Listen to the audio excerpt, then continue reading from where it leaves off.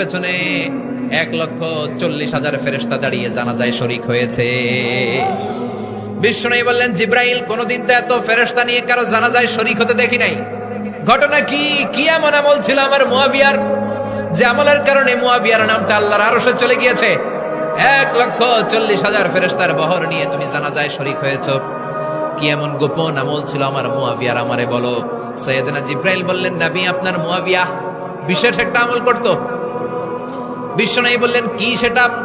সাইয়েদনা জিব্রাইল বলে, আপনার এই সাহাবী কাইমান আও কাঈদান, জালিসান আও মাশিয়ান, উঠতে বসতে চলতে ফিরতে সব সময় আপনার এই সাহাবী পড়তে থাকতো, কুল হুয়াল্লাহু আহাদ, আল্লাহুস সামাদ, লাম ইয়ালিদ ওয়া লাম ইউলাদ ওয়া লাম ইয়াকুল লাহু কুফুয়ান আহাদ। পড়েন সুবহানাল্লাহ।